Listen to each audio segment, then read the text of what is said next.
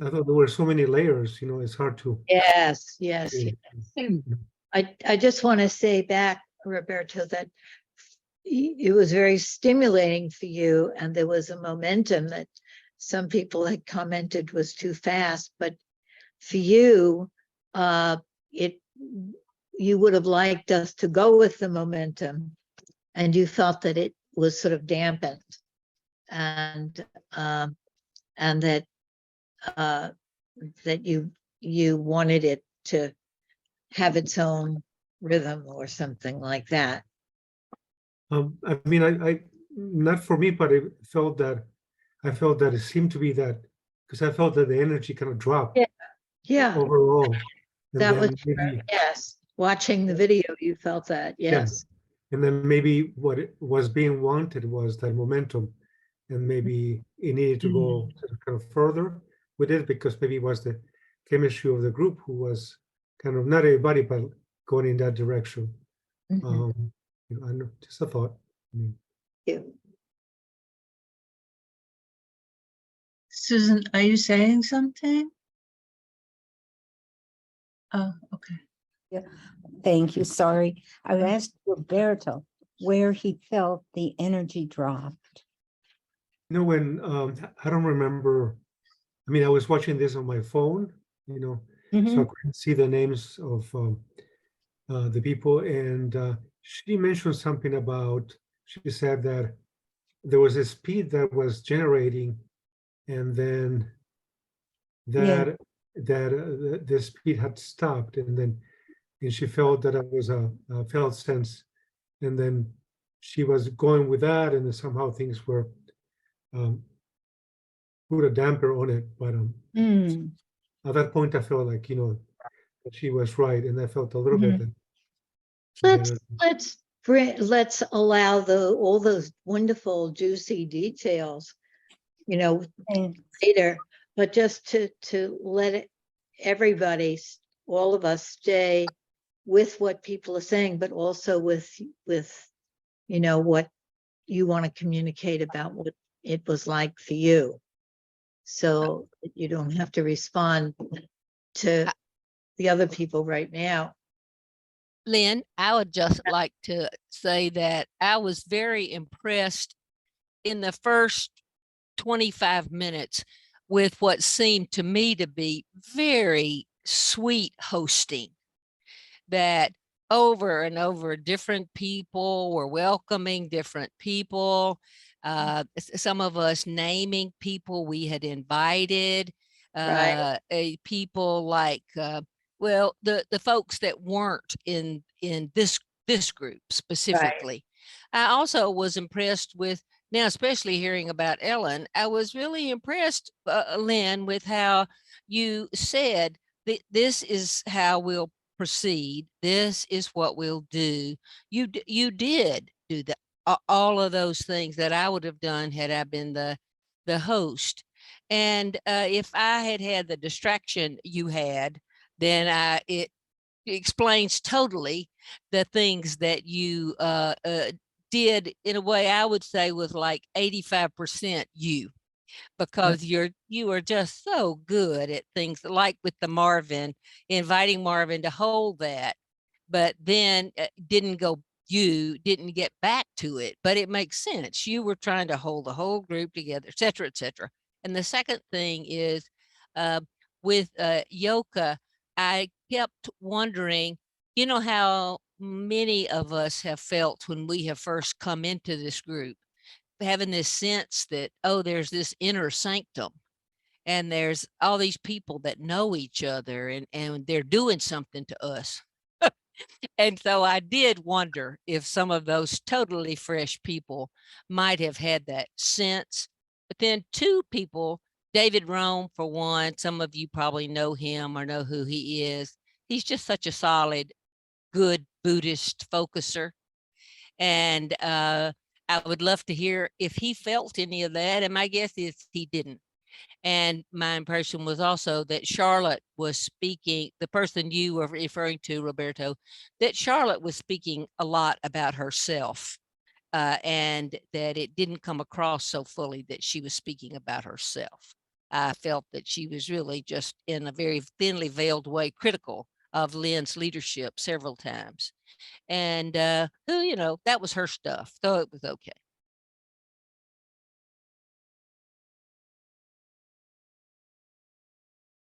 I think I need to jump in and say something about dampers during the meeting. I was so frankly so disappointed with and embarrassed by my comments that I haven't had the courage to watch the video. I've apologized to Lynn, and I want to do it again publicly, and to all those who worked on this project, because I feel I distracted it from its intended purpose. And doing so, I did the organizers a disservice, and worse than myself. I spoke too long and about issues of my personal advocacy, which were not right for this meeting. And it was a time when I wish the video was not recording, because I was embarrassed by myself. Hopefully, I'll have learned a little something from this experience about my vulnerabilities, and I won't make the same mistake again. So I want to offer you. I mean, I totally disagree. I mean, I was not criticizing the leadership style and just, I don't know, reflecting something, but and I think that also, you know, I think, you know, we also working as a group on being leaders, right? I mean, so I think we can take leadership in I won't say hosting, but, you know, leading, you know, and that'd be all up to Lynn. You know, Marvin, I love your comments. I really did. I was thought, oh, good for you, Marvin. I mean, because in a way, you know, the question is, what does activism mean for you? And then we were being encouraged to go deeper. And then I thought it came from a deep place. And I loved it. I really did. I was, oh, wow, I love that. You know, I could relate a lot to it, you know. I mean, becoming, you know, the personal, what is it, the personal activism, what it means, and become an advocate for your needs, one's needs. And I think that it speaks for all of us. I mean, we are faced with advocating for ourselves in so many fronts. I mean, so maybe there's a universal tone to it, Marvin. So I mean, you sound a little ashamed of it. I wouldn't go there.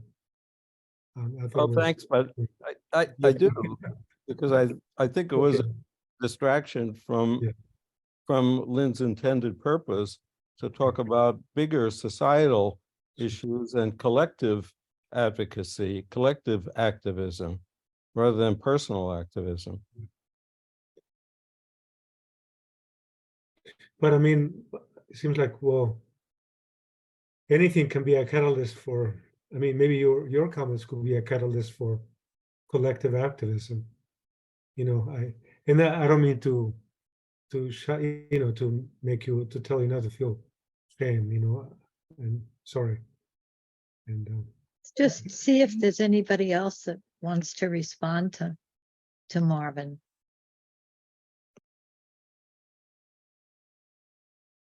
I appreciate, you're muted. yeah, I appreciate what you're saying, Marvin, and I didn't have a problem with what you shared. I realized it was more along the personal line than along the societal line, and I think part of what we were doing was to hold a space for however people relate to activism. So you were relating to it in a more personal way. I'm sure that there are others in the room who also felt that way. I didn't hear you saying, like, making anybody else wrong for their saying something different than what you were saying. So, so, are you, BJ? We can't hear you. Little thing is okay. I'll be quick. Marvin, when you said one of the things that you were advocating for was how you might soften your own interactions, I think that was the most meaningful thing I heard the whole time. Because that's it. You know, that's for me, that's my life goal, the last third of my life. And you just said it so simply and succinctly.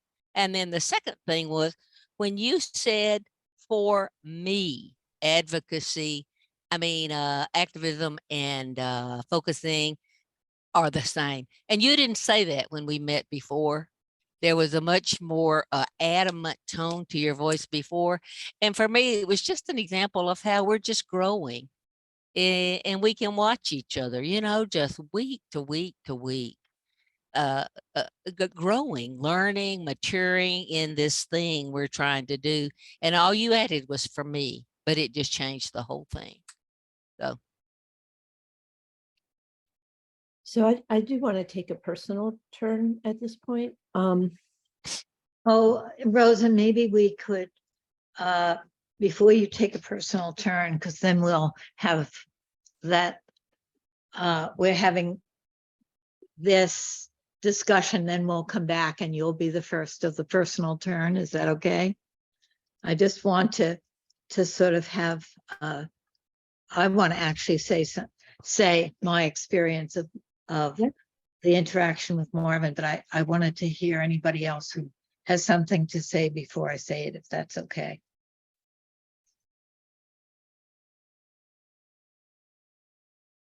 Anybody else? Well, I agree with what the others said, and I have a little thing to add. Like I did think that in the very beginning, when people were still saying hi, I'm so and so, and then Marvin, you kind of jumped in and started going right in, and it was like as if you couldn't wait. Somehow you just couldn't wait to say it. I thought it was kind of funny, But there's some value in not waiting to say it. I mean, that's the energy that Roberto was pointing out that we lost. And I think maybe part of the reason we lost it is we didn't let Marvin continue. May very well be. Well, I was seeking to clarify what kind of activism we were talking about. And that was my question at that point. So just to share my experience of that, so this will be my personal turn. When I was, as I said, a little discombobulated, but then what I thought we were doing is having some members of the team or our group welcome people, which I imagine would be very brief, and that then we would go into, the felt sense of focusing and then the felt sense of activism. So Marvin, when you couldn't wait, I didn't know where. I was sort of thrown off. I didn't know that's not a welcome. And you had sort of started with saying, well, I'm very annoyed by this division between focusing and activism. And we hadn't made the division yet. We hadn't. So something hadn't been established. So I felt torn between going, as Jim says, going with the energy of that and just seeing, maybe having a breath, and wanting this ingredient. The orchestra leader in me says this ingredient goes later. Not that I didn't want you to have it, but it felt like it was that it was obfuscating. It was confusing. but then my saying, can you hold that, is also confusing. So I was feeling torn, and I'm bringing this in here because I think the more transparent I can be about what goes on for me as a leader, the more we can talk about leadership and all of those little moments there. And the other place that was sort of like that was when Charlotte, we had gone into it a little bit more, and then Charlotte was challenging me about my reflection with Mary. And that felt like a very important point in the development of bringing these two groups that we are, really three groups, the leadership group, the team and this new group together. And then BJ, when you said we needed to go back to Marvin and back to Masumi, I had that feeling of being torn also, like that's what we said, but here's this moment where we have these two groups in a way trying to interact, like Charlotte seemed to represent, I know BJ, you felt she was speaking personally, but she was also representing something. And we can talk about that later. I think she was representing a particular way of a particular perspective. And it felt very important to clarify what I was trying to do there.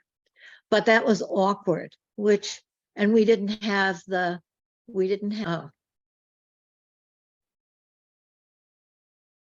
maybe it's That's better. okay. I pushed the wrong button. Oh, Sorry. I thought you thought, well, maybe we shouldn't record that. It's like intervention, right? No. So but all of those kinds of little awkwardnesses of not is what we're learning about. Like we're learning to listen to the us, but then maybe we're doing this collaboration together for the very first time. Maybe different ones of us are hearing the us in a different way, right?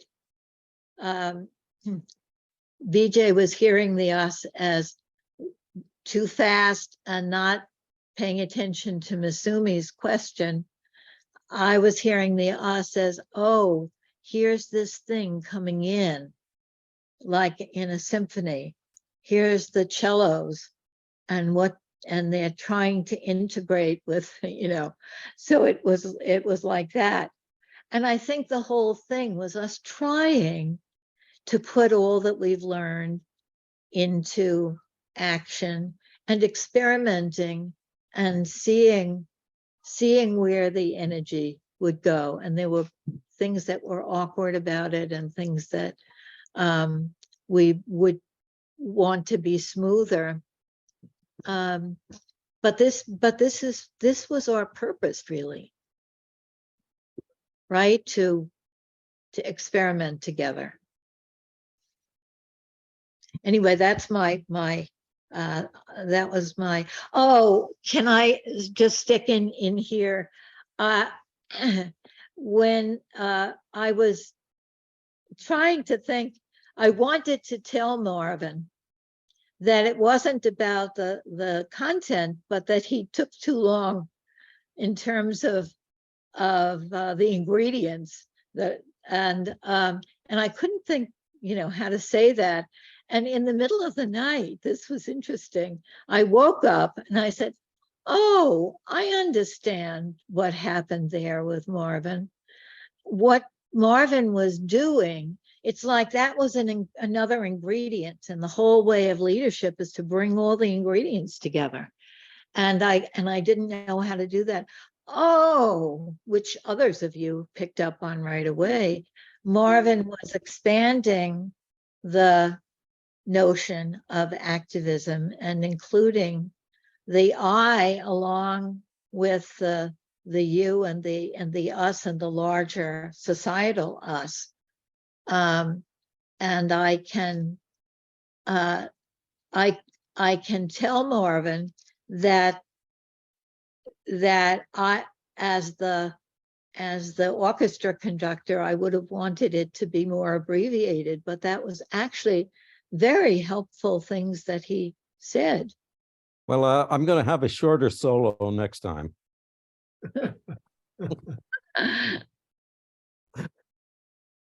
So I appreciate what you're sharing, Lynn. Rosie, I'm finished. You know, yeah, I also appreciate what you shared, Lynn. I felt badly when the disruption happened, that the person in your house, you know, came in and I understand what you said about that when Martin spoke the first time, which for me, I'm kind of doing it Marvin number 1 and Marvin number 2. So when Marvin spoke the first time, you were thinking that there was a certain order and you wanted his contribution, but you were thinking we were welcoming people. And then we were doing the felt sense of the focusing, and then the felt sense of the activism. And he was already talking about how they weren't a separate thing when we hadn't even separated them yet and all that. So that all makes sense. I also agree with Jim. I think that when there is a new group and there's a lot of people who haven't been there before and somebody gets corrected like that, other people can kind of hold back because they're like, oh, I don't want to speak out of turn, or I don't know when the right time to speak is. Right. You know, it has an effect, and it can still be an okay thing to do or a necessary thing to do. But I was feeling really uncomfortable. So this is the part that hasn't been voiced yet. I was feeling really uncomfortable in that first part because I realized that we don't really have language for these 3 groups, and we haven't really made enough of a distinction. So you were saying a moment ago that, you know, there were 3 groups. There's the leadership group and there's the team, and then there was this new group. And in our group, there are 2 groups. And I don't even know what to call them, right? Because what I noticed is that when you were saying now we are welcoming, and I want people from the leadership group to welcome people, all of a sudden I didn't feel like I was part of the leadership group because I'm not part of that other group that meets between times, right? And so I just noticed that there was just an awkwardness there for me, like it's fine, but we haven't really talked much in this group about the existence of these 2 groups. And so we don't really have, and so all of a sudden I was like, well, am I part of this group? Am I not part of this group? I don't even know what to call the group that I'm a part of. I don't know how to welcome somebody as or not. And so I just want to name that, is that's a blurry thing. Yes. Added. Yes, a big thing that we haven't really addressed and needs to be addressed. Yeah, thank you. Certainly with part 2, if we do part 2, we need to decide how we deal with that, or if we deal with it and how we deal with it, and not have it in an elephant in the room. I mean, you know, when you explain to us now, Lynn, about asking Marvin to hold on, you know, I thought you handled it with so much skill and sensitivity. I mean, that I thought that was amazing. And then I guess you explained as the reasons why you did that, and then you're trying to juggle so much and bring in 3 groups, you know, together, and you know, there's so many things that you're aware of that, you know, so there's a lot to juggle with. I mean, I you know, when my understanding when I saw the video is that the leadership group was being invited to welcome the others. For me, was the leadership group of all of you who participated in the big talk. So that's what I know what in our group, the leadership group means. And I think it's been, Marvin has, if you don't mind saying, has talked about it, you know, and then others, I think Abby at one point has said some things about it. I mean, I hope you don't mind me saying names, but if I'm doing something, call me on that. And I'm not saying this because I don't have much issue with having a leadership group. I don't know. I just, I- You mean the team, Roberto. yeah, the team, I don't, Very, very confusing. Yeah. I don't really have an issue with it very much, you know. I mean, I don't know, whatever, but I don't know whether I want to be part of it or not. You know what I mean? Like, I'm okay with the way things are. I mean, as long as we can talk, us among ourselves and process, and you know, and risk, and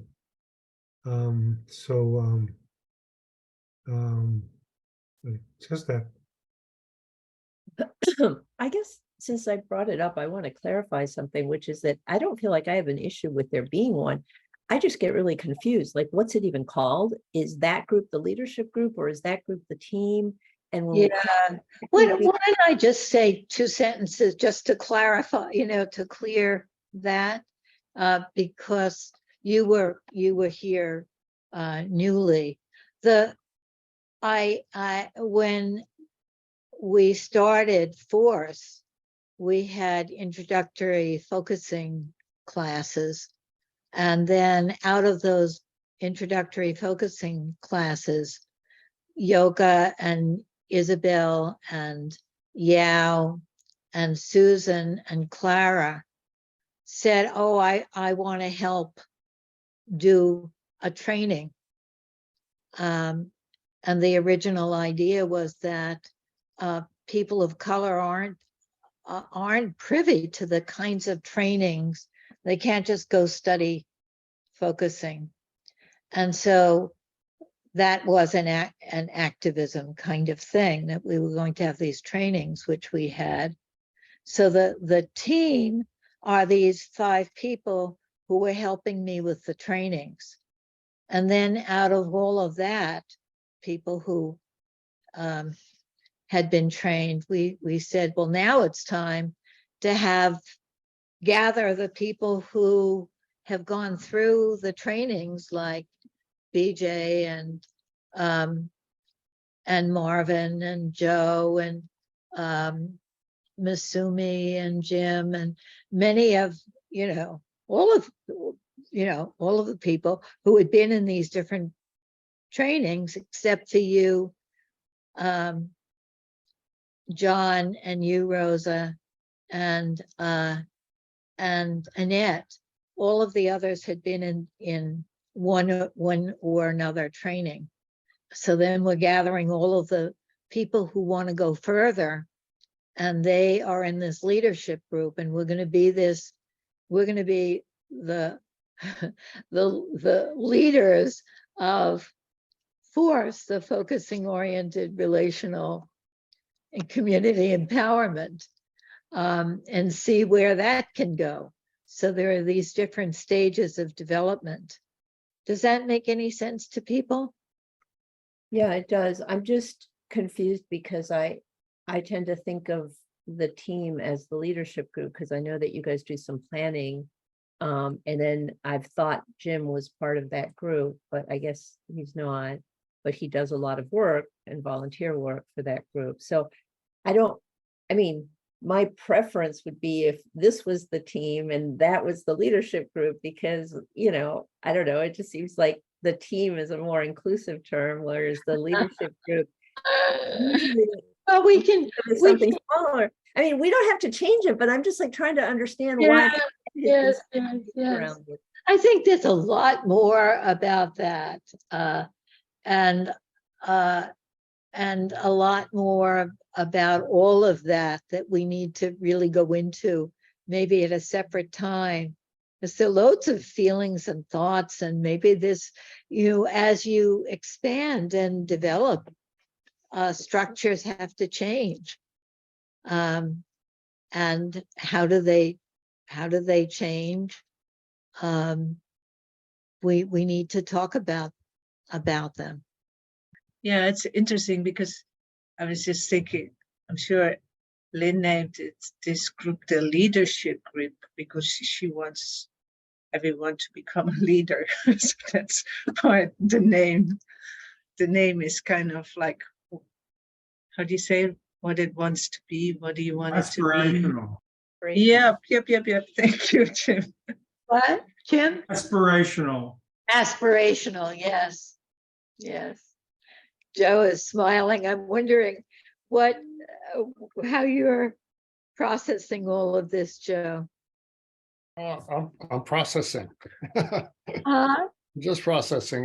Not having been there, Uh-huh. disadvantage. So really, I'm just listening here and taking it all in. I mean, I do appreciate my impetus usually has been to hide and protect, self-protection. So I do appreciate the allowing me to develop my leadership skills, so I feel that already it's been like I feel more outspoken at work, even though it's not a trusting place whatsoever, and it's it's really, but having less fear to take to advocate for things that I need to advocate. There's families, the students go up against the people who have more power. So I'm benefiting from our group. I see so many of us, including myself, growing our leadership ability and gaining more of a voice. Let's see who else we want to hear from.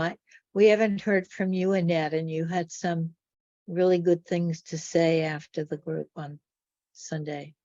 I'm trying to remember what I said on Sunday.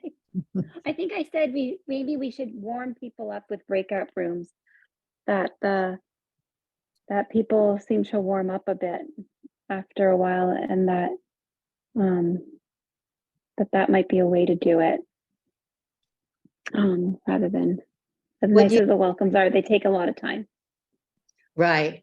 What you said, Annette, was that you made the suggestion that we start, since we need to bring people together, that we start with a 10-minute breakout room of people just partnering and introducing themselves to each other.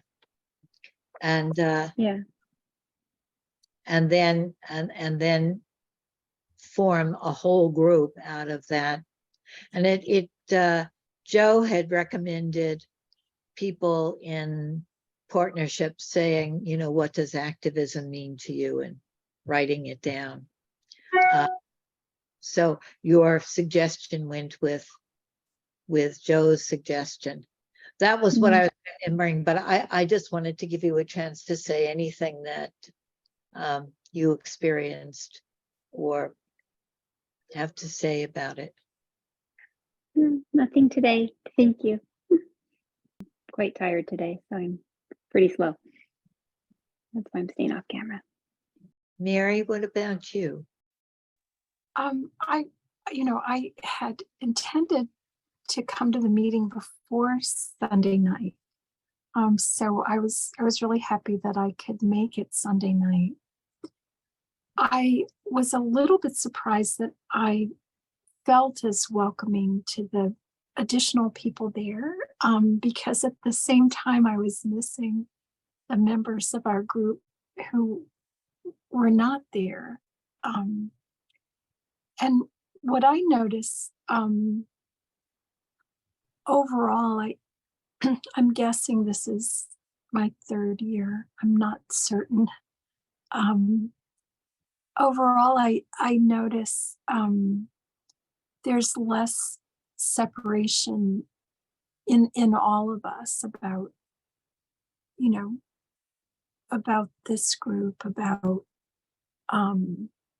what we can do, you know, or not do. I love that. I'm hoping to make more time overall because, you know, I want to read more of the emails or go online more, and it just hasn't been integrated into my schedule yet, but I hope to do that. And for some reason, I especially missed Roberto. I missed everyone in our group who couldn't be there Sunday night, but I especially missed Roberto, and I was trying to figure out why. And I think my vision going forward, it's going to have something to do with, you know, supporting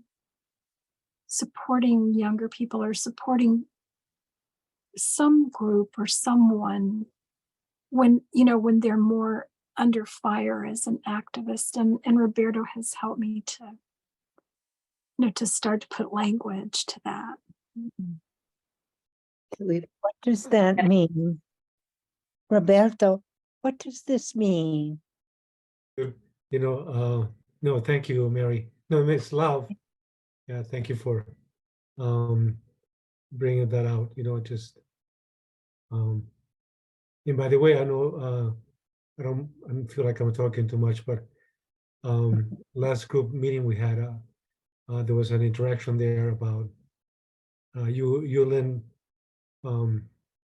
Like sometimes it's hard to read. You know, like when you know my guards, when the guards are up, I'm guarded about expressing my voice and fear, and you know, fighting to find it. And so you know, you said something validating, and I was in tears after that. Yeah. Wow. Yeah. Ah. But you know, thank you, Mary. I appreciate your insight. You are so insightful. Yeah, really is. Yeah. I wonder if Rachel or Kate have something to say, and we haven't really heard from Masumi yet, or Jim. I'll say something after Rachel and Kate and Masumi. I don't see Rachel here.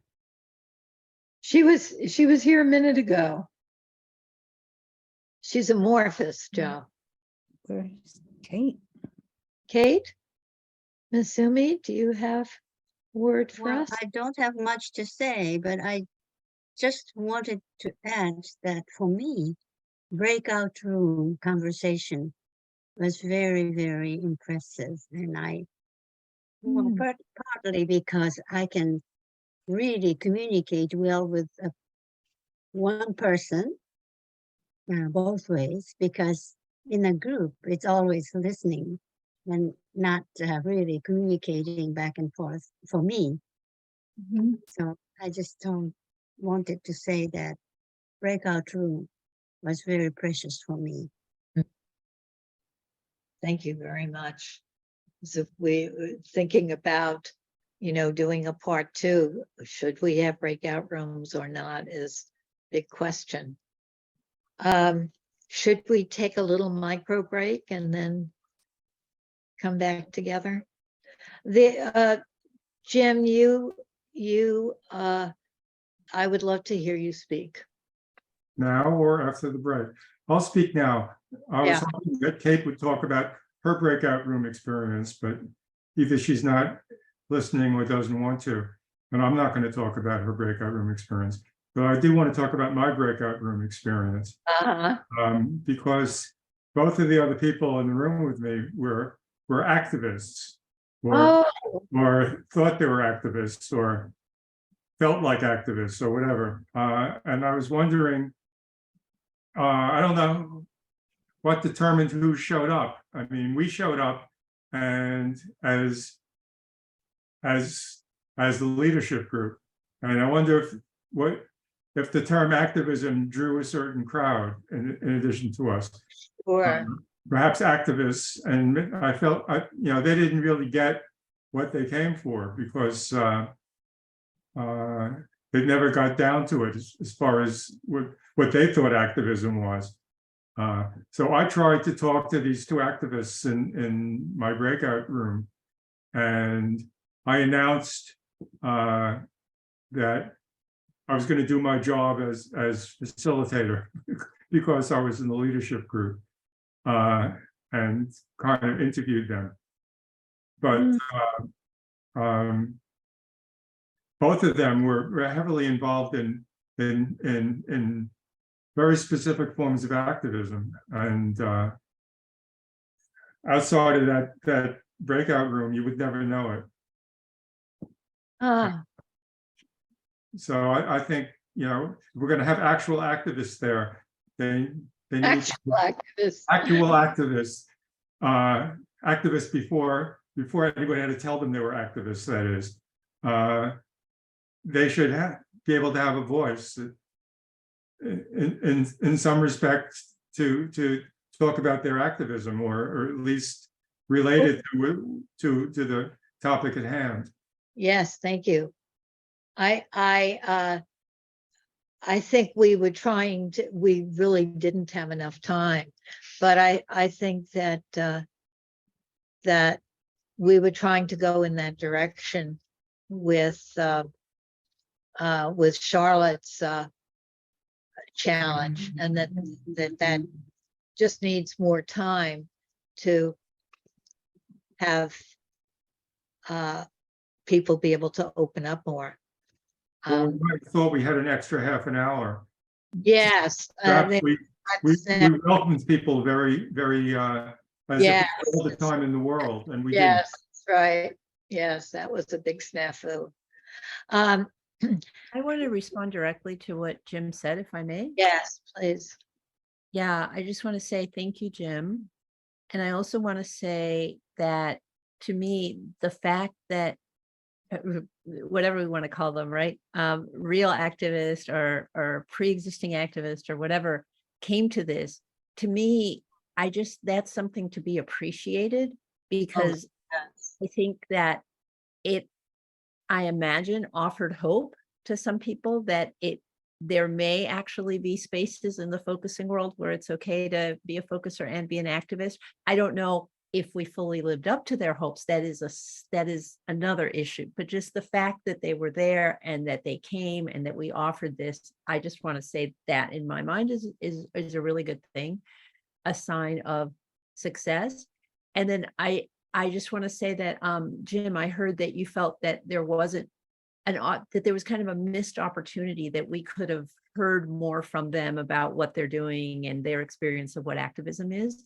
And I just acknowledge that. I want to say that I do think that for me, it would be really useful at the beginning of something like this for next time to just acknowledge that there are a variety of people in the room, some of whom have a lot of activism experience and some of whom have less activism experience, and that there are a variety of people in the room, some of whom have extensive focusing practice and some of whom are new to focusing practice, and that everybody is welcome and that we're just all in different places on this continuum.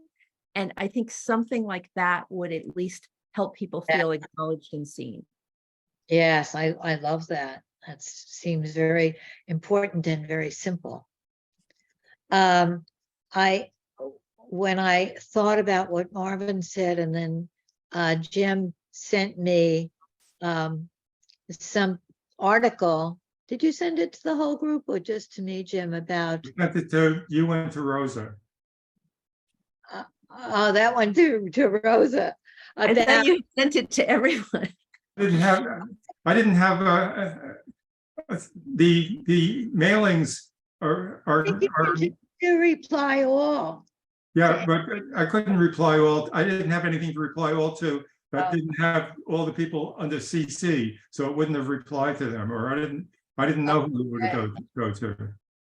At any rate, there's an article about how the term activism can be destructive or not helpful. And I realized that a lot of the issues that we've had together about what are we talking about, what is the definitions, and I've always said we're just talking about the spirit of these words, right? But no, I won't say nobody because that's not true, but feels like nobody finds that satisfying. It's like, well, what is activism? What is focusing? And so I realized, which is funny that I didn't realize it before, that what we're dealing with is not activism or focusing, but those words bring a whole ton of connections, so that the word activism is a flag for a particular community, and maybe several communities or many communities, and people are really asking, who are these people? What do they do? Who are we talking about? We're not really focusing on what that word means to me as an individual. And the terms have a life of their own. And one of the things that I'm so passionate about is how in our societies, we terms argue with other terms, and there's nothing at the bottom. And so using the word activism has that downside.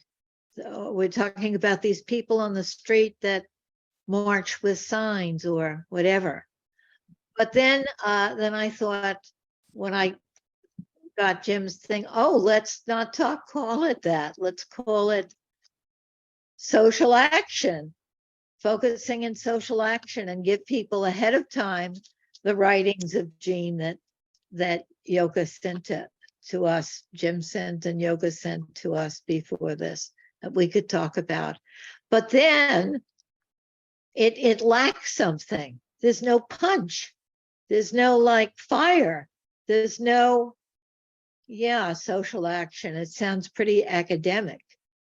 Well, I'll tell you, I just heard an interview with a guy who doesn't like the activists and the social action people because he's into disobedience. He wants to disrupt. He feels it's too late to be an activist. It's too passive. For him, he's a climate change person, and he feels like, all the activism hasn't helped because it's been too passive and too academic and too specialized, and everyone's talking about science, and it's too late for that.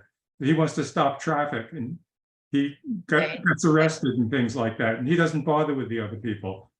Right. But I think what we're doing now is was just acknowledging that there are a lot of different communities and cultures that we need to at least give a few sentences at the beginning about Jen Lynn's idea that words are not anything themselves, but they point to something. And they're pointing to a particular, like a whole little town when you say that. And it could be a town in another place too. But just to acknowledge that these terms have lives of their own, and that we're trying to go beneath the terms, that's the whole purpose here of seeing how we can use focusing, which is the tool that we use to go beneath terms, and to find how we connect there. So we talked in the leadership group, which we have to come back to that whole concept of the leadership group. We meet every other week to talk about what's happening in the group. We talked about just having people focus on different terms, like what comes up for you when we say activism, what comes up for you when we say social action, what comes up when we say Miko's term liberation focusing, and just start from a place of just the felt sense of the terms. Lynn, I just want to say I followed your conversation and took notes that from the Sunday night thing. And I had the experience that I had when I first started with force. And that was, I watched my understanding of what you intended evolve and evolve and evolve until finally with force. And Rosa and I've had a lot of good conversation about this. She did what I did. I went back to your initial description. It was like, oh yeah, that's it. Oh yeah, Right. yeah. And I heard you say, I had never heard you say, we're not talking about, well, I heard you say, we're talking about the spirit of activism and Right. the spirit of focusing. Right. And I thought you were very clear in saying something like focusing is inward directed or personal I, and you know, your own views were pretty clear. And I just appreciate that. And I imagine that other people, as you met with groups that where I was not a part, I think we're finally coming around to what you meant. And honestly, to me, all the talk about activism has been a vast distraction, because I am very interested in the spirit of activism. And that's what I heard Masumi say when she asked the question. It was very different than the first question, which was, what does activism mean to you? It was much more heady. So I think we need to make a decision. How much time are we going to commit to the word activism and to our feelings and emotions about the word activism, and how those people who are real activists feel about focusing? Or are we going to go more toward that passion? What's our passion? What must we stand up for? And how can focusing help us to do that more accurately? Because I would guess we all have something we have to stand up for.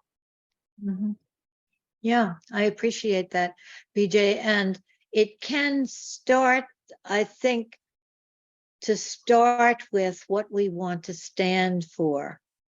And focusing for me isn't just I, but it's the felt sense of the we, the felt sense of the felt sense of the planet, the felt sense, right, of the felt sense. I have a felt sense of New York, a felt sense of this time in history. But starting with what is important to us, what we're passionate about. But then for me, what I've grown in is my desire to bring the activist communities, which may be different than activists, but the activist communities, the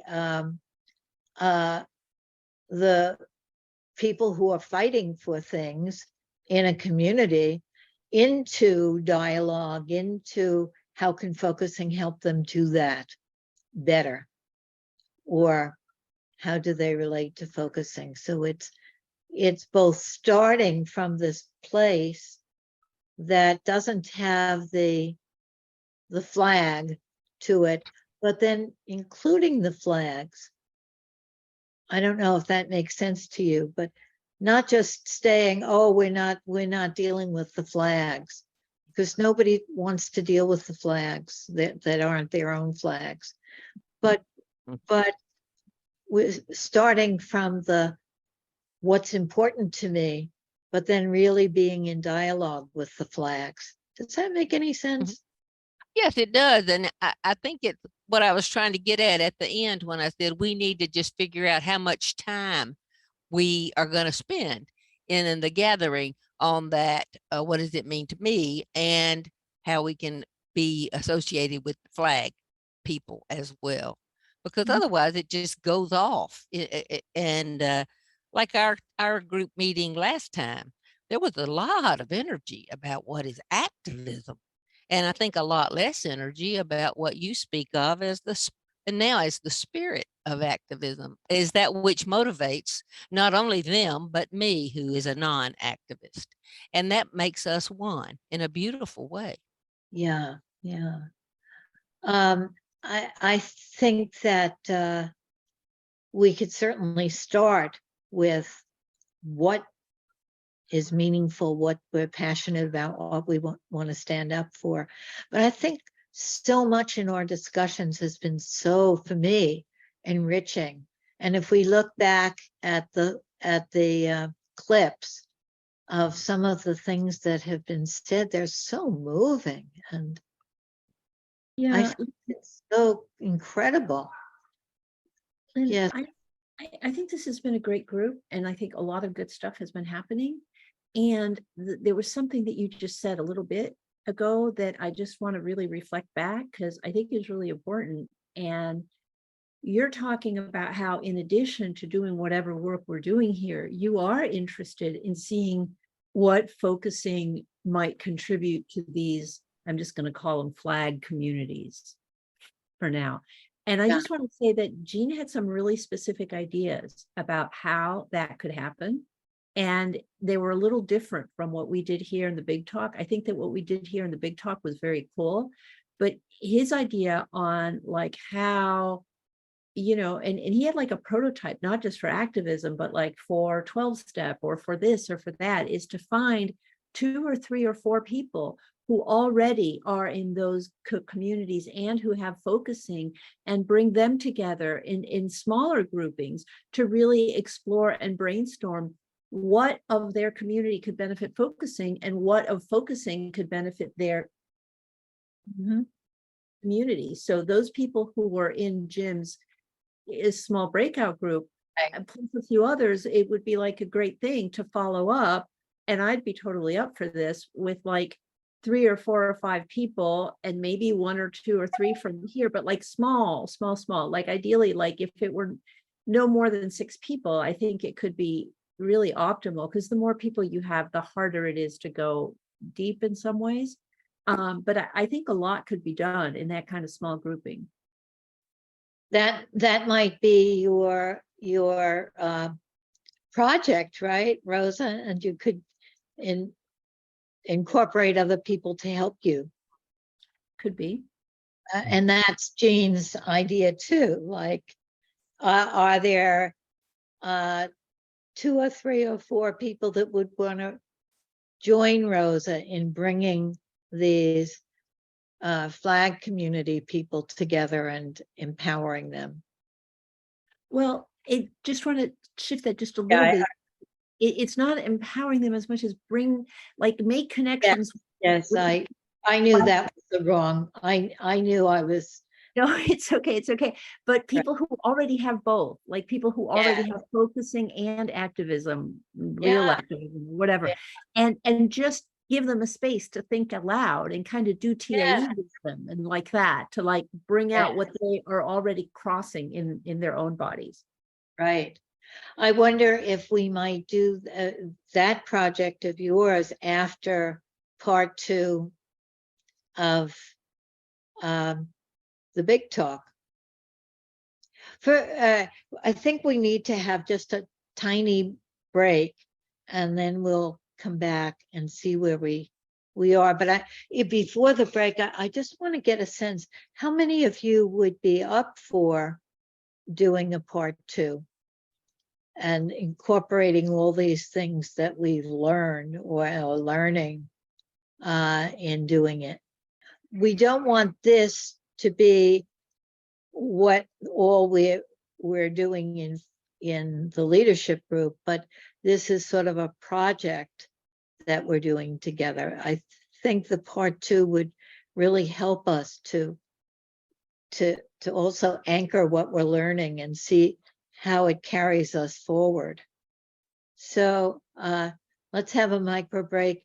Think about whether we would want to do that on May 21st. I thought of an actual date. So just think about that.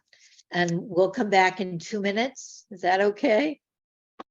Why don't we just take a moment to take a couple of breaths and see what's there for us now after this? What didn't we get a chance to say or hear? Let's bring the conversation down to our, Here's what I didn't get to say, yes, is that originally force was about communicating across differences. yes, And focusing is about communicating in a way. So it should be something that helps it happen. yes, But this somehow, I always feel like there are so many differences that we're not communicating across. We're just kind of steering our way around it. And if we can't do it here, we're not going to do it as an activist. Can you name some of them? No. If we turn I the, bet you could, Jim. I bet I could. The last time you asked that, I named them. Well, and it wasn't recorded, so nobody remembers. I'm not going to do it again. we're gonna have to, we're gonna Wow.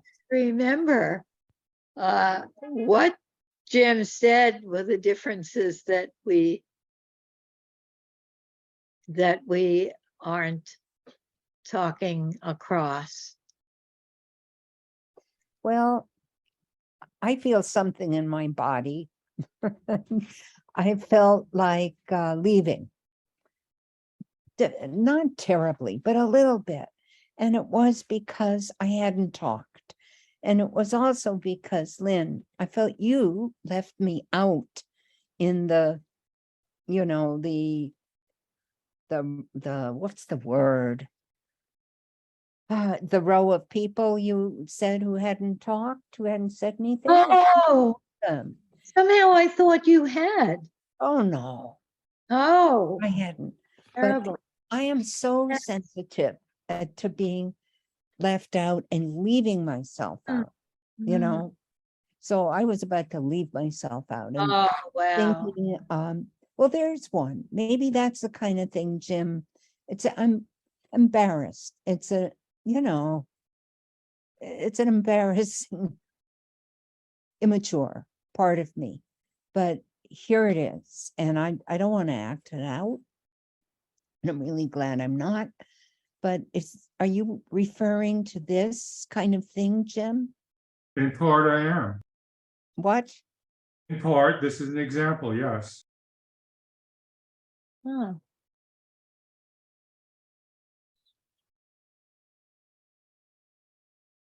I just want to say, I'd I'm rather glad- appear, what? I'm really glad you spoke up, Susan. I Thank you. apologize. I hadn't noticed that you hadn't spoken.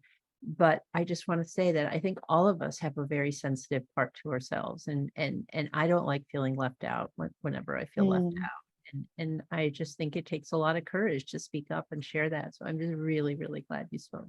Oh, thank you so much.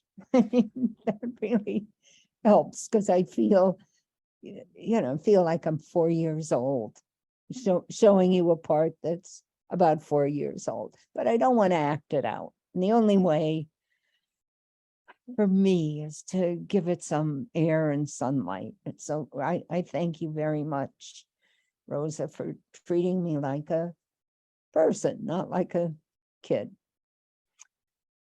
Okay. So I wonder if Jim is saying we're leaving the children out. The parts In we part, don't- yes. In part, yes. So we need to invite more of the children in. I think I was trying to include the child in me tonight more than I ever have in talking about my discombobulation. And Yeah. I'm very aware of that as an edge. And I don't think of it as really talking across difference, as more as as talking across same, that deep sameness that we all have of being children, being torn between things, being embarrassed, being vulnerable. Well, I think we all fit in much too easily. And once we start fitting in, our differences all go in hiding because differences don't fit in. I think I remember, Jim, hearing you talk about political differences and race and gender differences. Was that part of what you were referring to?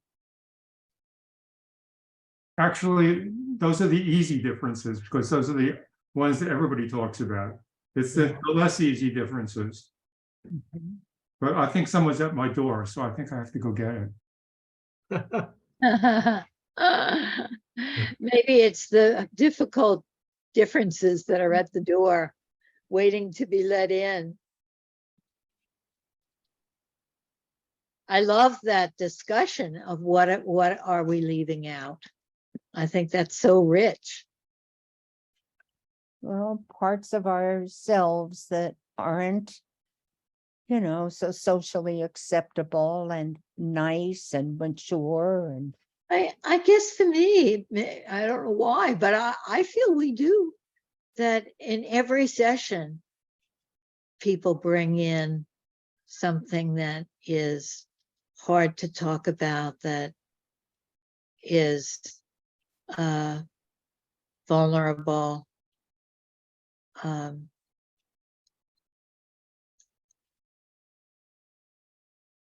I don't know. I feel very in touch with.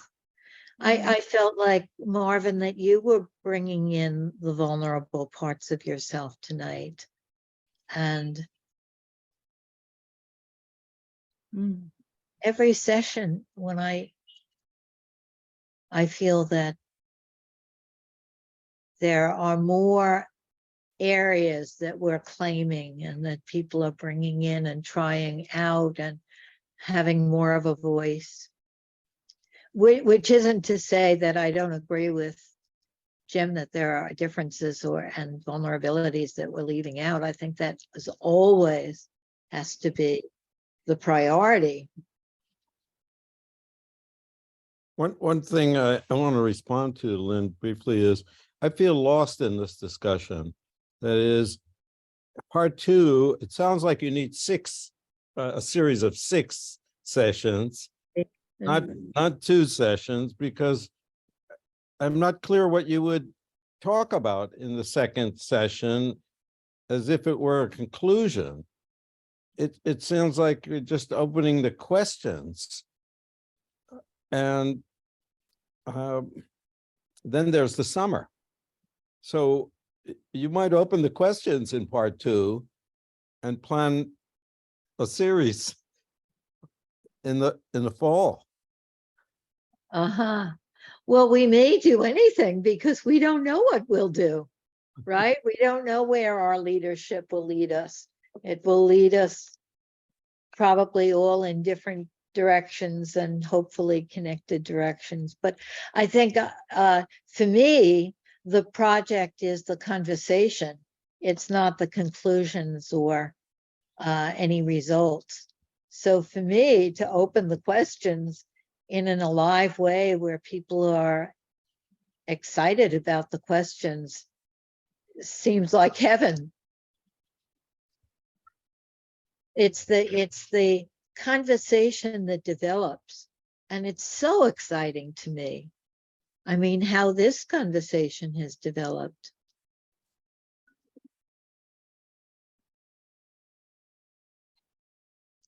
Jim, you missed me saying that I feel that these vulnerabilities and differences are coming into it more and more, but that doesn't mean that that's not always the priority, is the what's not being said. And I so appreciate your Geiger counter that that has feelers out for what's not being said. We really need that. And you'll pick up on it way before I will, I think.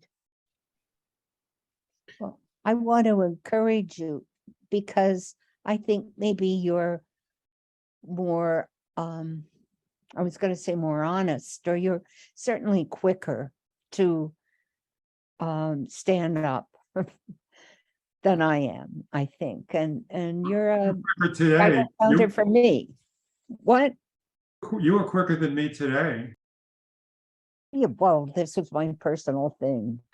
I don't know if this is the most the debate that we want to end on, who was quicker today. So are you trying to get us to stop talking in this way?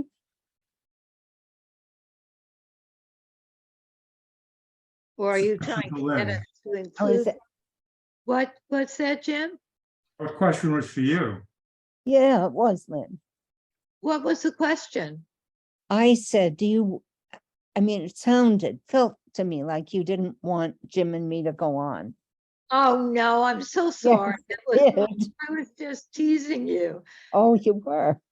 Yes, because you were saying you were quicker than me. He was saying you were quicker than me.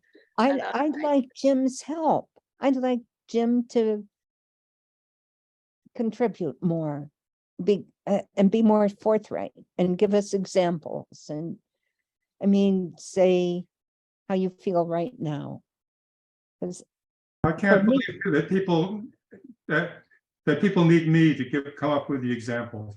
I'm not the only person who notices things. I'm just the only person who complains about it. No, Jim, when you were saying, you started to say, there are more differences that we are not communicating. And I feel being drawn into something, and you said, but I'm not going to do it. And my heart dropped. It's like, oh, God. yeah, My heart just like, Well, there's a great difference right there. You wanted me to do it, and I didn't want to do it. We can start right there with that difference. no, it's not that you didn't want to do it. You started and you dropped it. And you led me into This is something. great. We have a difference here. Yeah. We should be doing this all the time. I mean, I feel led into something, and it's like, oh, and then it's this. I mean, I just felt in my body. It's like, oh. And I know I think you need to reflect me, because you don't hear my response to you. Jim, I'd like to just say, and to Lynn's point, I feel like you and I had a pretty damn big difference. And that we still do. And we could I speak, please, and not have you say something that's sort of provocative and poking just a little bit, just if you could just give me a chance to speak. So what I said the first week was, I don't have any words about my disagreement with Jim. And then the next time it came up again, this thing that you say about what are our differences? Well, so I was willing then. And it was very painful. And it was, Susan, I want to talk about your 4-year-old. It was my 4-year-old as well. Because I let myself be baited. I let myself, it's me. I let myself do X, Y, and Z. So I really welcome the opportunity to have that conversation. I was glad to have that conversation with you, Jim. And it sounds like, I just wonder if you, Jim, have issues with other people in the group that you'd be willing to say, what are they? I'll start off by saying that I don't like your use of the term baited, as if somebody is doing something they shouldn't. I perceived, what I said was, I felt like I was being baited. It had nothing to do with what you did. I felt as if I was being baited. So I don't know what, it's like Roberto said, if you aren't willing to say, what are you talking about? I did it, I picked up and we went forward. So who else have you got something with that you want to come together about? And if it's that you want Susan and me to come together about our differences, that's up to Susan and me. Well, I feel that you're finding fault with me, which is a great difference that we can discuss. but I think you should come out and say that you're finding fault with me directly. I can hear that you feel like I'm finding fault with you. What I'm trying to do in my way is what I heard Susan say, and what I heard Roberto say. Well, come forward and talk about it. Wait a minute, let's pause there for a minute, because I think it's so easy to get off that edge where you're talking about your experience. And Jim, when you say you should come out with it, it's sort of like you're wanting her to express her experience, and BJ, you're wanting Jim to express his experience, and Susan and Roberto wanting Jim to express his experience. And we need to just It's true. very delicate there, because we can say, I wish that you would come out with it, or I wish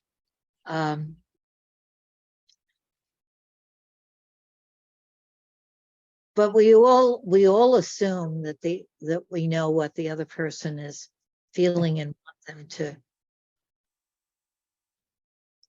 come out with it, and it's often so different inside them. So we need more reflection. Yes. I want to Or reflect that we maybe- need more reflection. Or to also say what I'm feeling is. And I'm glad you said that, Lynn, because I was wanting and, kind of grasping for something from you, Jim. And I mean, so I want to be honest about that, and it was coming from feeling some kind of lack in myself, in my ability to stand up for myself. So it was in that way, kind of wanting to use you for a lack I perceived in myself. And I say I have the same lack, which is why I said how you did better than I did today, because you overcame your lack before I got a chance to. So Oh. may I reflect that, Jim? It sounds to me like you were admiring Susan's ability to say something kind of spunky, like her 4-year-old self. And That's a beautiful reflection. I thought so too. One of the things to think Just- about. This Oh, I'm is not even a reflection, and it might be totally off the wall, but for the last few minutes, I've just had this thing of, I just want to say, I love you guys. This is so cool. I'm so glad that you're like being brave and honest and coming out and doing this stuff. And yeah, so it's not a reflection. It's just what's moving inside. I just wanted to say, I think this edge is one edge that's so important. It's not our only edge, but it's one that always has to be attended to. And I'm so glad that it gets brought up. I think one of the things for me is that our interpersonal dynamics, the you and me-ness, that's so important for everything, is always interwoven with our hurt, anger, our fears of each other, all of that. And there's always a struggle to take what I feel and then to say, put it in terms of what I'm feeling, what I'm wanting, what I'm hurt about. When it naturally comes out as what the other person is doing or what we're not doing, or something like that.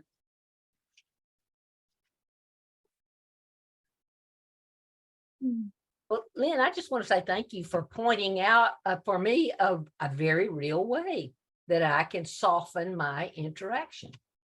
So I really like that idea of saying I really yearn for Jim to be able. For me, every time he brings this up, it's like there's something there, and I just yearn for that something there to become a part of our whole group, the way that there's something there with me. I just finally named it. And you probably understand it or don't understand it. But anyway, What you named, just to understand, what you named, BJ, is to soften your interactions. well, yeah, what I said about Melvin. Melvin said he wanted to soften his interactions. And that's really my goal for life. And what you said to me specifically, what I heard for myself specifically, rather than saying to Jim, I just wish to God you'd quit talking about this or you would do something. That there's a much nicer way to say that. A much nicer way would be to say, I have a yearning when that's brought up, because I feel much better after having an interaction with Jim, with all of you present.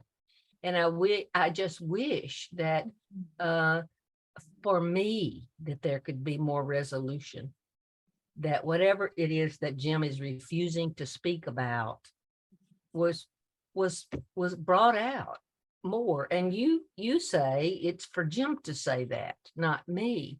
But when I hear him bring it up, I hear it as a cry for help. I hear it as, please come forward. And so I came forward finally. Anyway, it's irrelevant. Not irrelevant, and I appreciate you coming forward. Just because I'm pointing this out doesn't mean I'm good at it or that I know what I'm doing. In fact, I'm bringing it up because I'm bad at it.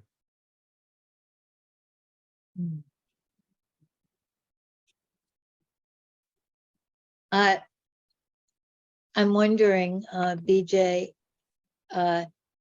if you softened your interaction, if you could put that in one sentence, that softened interaction, that you're yearning for Jim to say more about what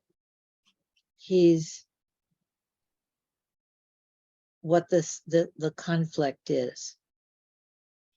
And can I reflect back what Jim Yes. said? Because I heard Jim say that you're not intentionally trying to hold back on us, that you can point to something that is needed, but that doesn't feel like you feel fully able to do it all the time. So it's not like you're intentionally holding back and saying, I'm not going to share this, but that you struggle, just like each of us struggles with finding a way to say something. Another beautiful reflection, but I want to add that, unless I are remembering it correctly, in several groups back, I did come out with it, and it didn't have any effect. I didn't feel heard, and I said I'm not going to do that again.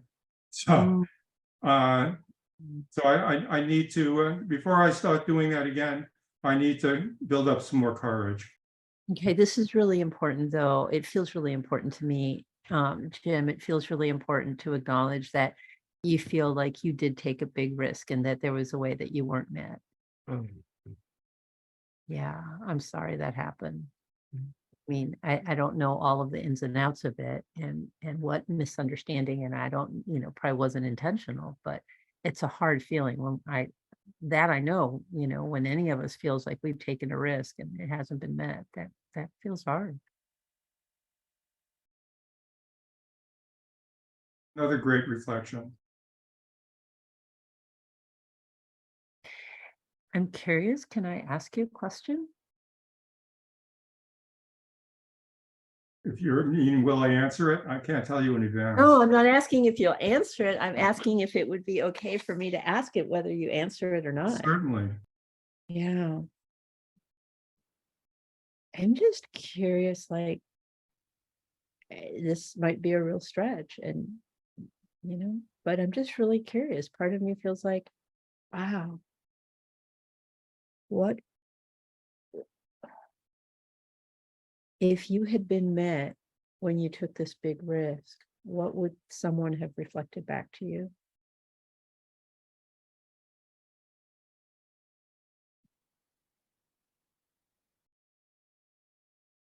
It's a great question, but I don't know the answer. Sure, it's fine. Thank you for considering. At least yet, I'll have to think about it. It is a beautiful question.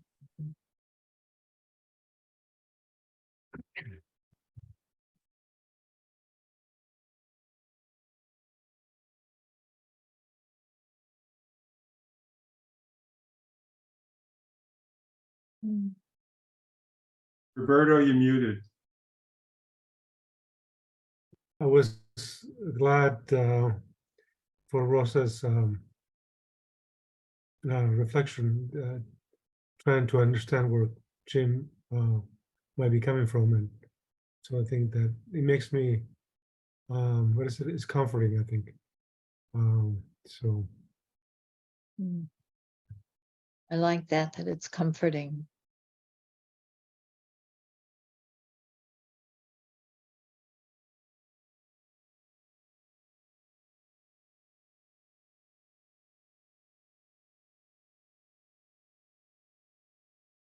Feels so close to the bone. You know, like so right. To me.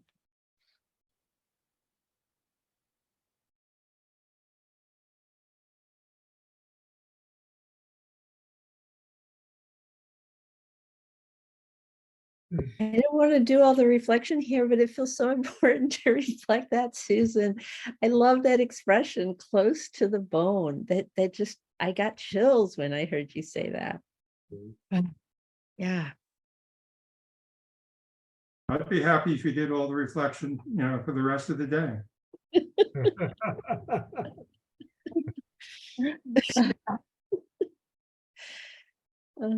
yeah, I felt moved to Susan.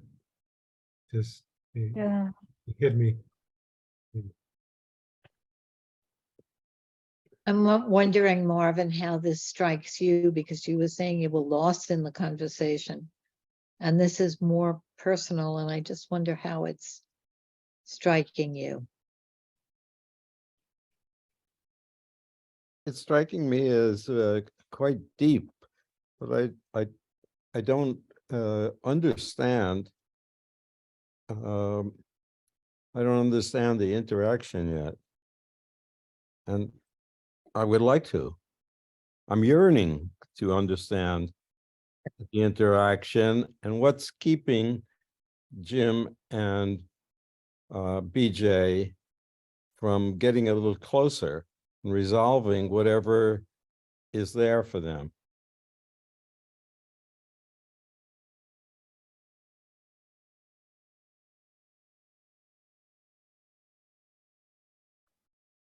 Somehow I have this feeling that Kate knows something about this or has something to say about this. I think Kate is very attuned to Jim.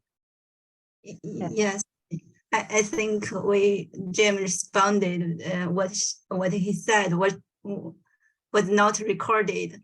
If we remember this, I can make a guess. Jim was talking about the recordings, right, Jim? The things I said were not recorded because I need all the help I can get, and recordings being off was some of that help. And one of the things Jim, I think Jim doesn't like is the recordings, right? I don't mind the recordings of other people, just of me. That's not true. Even the recordings of other people, I believe, alters them in some way that we don't know and we don't want to find out.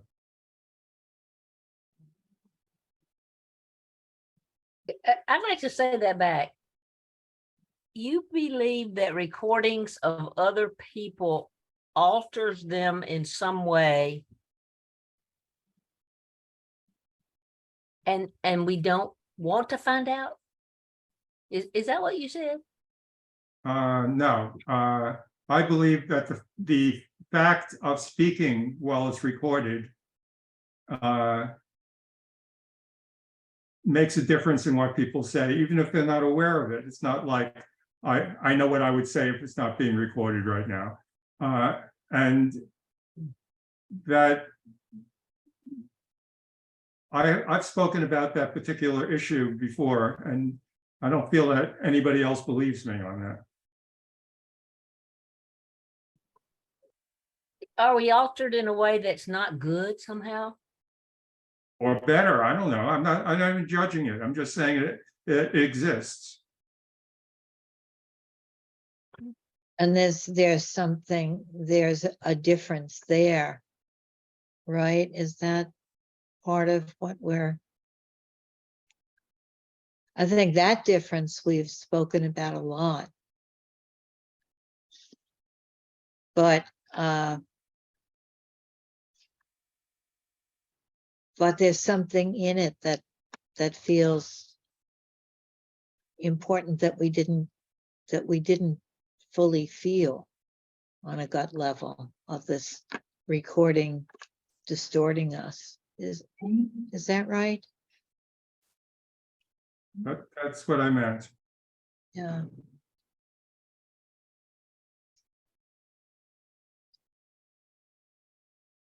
When you said that, I felt, oh, well, we've talked about that a lot, and it isn't that other people don't agree that it distorts, everything distorts in different ways. But what I got is that it's not just about intellectually believing or not believing that people are being distorted by the recording, but a gut feeling of it. And so wanting to be genuine. Jim, you so inspire me, you and Susan, with your desire and passion to be genuine, to be heard, to be seen. Thank you for telling us that we inspire you. Thank you for including me. I think you have a heart that's so beautiful. Well, I'm very sorry I didn't include you before, and I'm wondering, Jim, if that was genuine or a little bit sardonic. It was genuine. It was. Anybody have any last things they want to say before we stop tonight? Lynn, I appreciated your asking Jim whether he was genuine or sardonic, because I felt he was being genuine, but often when somebody says something, I might not know. And I just love, and I really love your modeling the courage to say, oh, wait, did you mean it this way or did you mean it that way? Because it so helps to actually clarify in the moment, right? Yes, and I trusted Jim that I could ask that without it being flip, Yeah. And we don't necessarily all trust each other all the time. And that's one of the differences that I want to mention. And I enjoy how you bring that into the conversation, Lynn. The sardonic, making room for the sardonic if it's there, I think that's a big thing, trust. What is, there are little ways we trust and big ways and little ways we don't. I'm sure that's true of me, that I don't trust myself or anybody all the time. I have a friend that wrote a book about trust as the glue that holds the self together. I always loved that phrase. And I don't assume that we have trust. I assume that it has to be built, step by step of taking, every time we take a risk, there's a little step of trust that's built. I do feel so much better. I mean, I'm grateful that I can trust enough to let you see these parts that I'd rather not have, but I have. And that need to be seen. Thank you, Susan. Jim, you said one of the differences is we don't all trust each other all the time, right? Well, the difference is we don't all trust each other, but nobody, or I shouldn't say nobody, I have not experienced people dealing with the distrust. It's ignored. If we're not going to trust each other, we can't go around pretending we do all the time and assume that therefore we do trust each other. It's just we're pretending. I'd like people to say, I'm scared to say this, or I won't say this. Like I said tonight, I didn't want to say something, and it got everybody upset as if I have to say everything all the time. I didn't trust people to say it, and maybe I should have expressed it that way. Yeah, thank you. I don't myself feel like I pretend to trust what people. I mean, there's so many kinds of trust and so many different ways to trust. And so many ways that I don't have access to trust. I haven't built the trust. I haven't gone through stuff. But we don't have time to go into this now, but I'd love to talk more about trust next time and how people, I think that we sometimes assume that we should trust people. Yeah, and I think what I'm hearing is that it's so helpful when we can, when it's a paradox.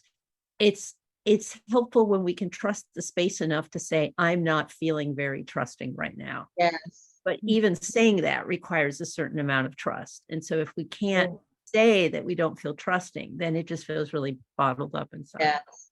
Yes. Yes. Does that seem right to you, Jim? Well, yes, but I didn't want to repeat myself a third time and say what a great reflector Rosa is. Well, I get the implicit message that you're appreciating Rose's reflection, and then you're trusting it more and more. Well, and I'm about to have some people not trust me because I was supposed to be meeting with them at 8 and I'm Yes. just pulling myself away. So thank you, everyone. This is I will see you in 2 weeks, and please let me know if you're up for doing part 2 of the big talk and at May 21st or something. So let me know about how you feel about that. Okay. Good night, everybody. Night, everybody. Thanks. Good night. Bye. Good night, Mary. Bye. Night, Mary. Good night, Miss Sumi. Bye.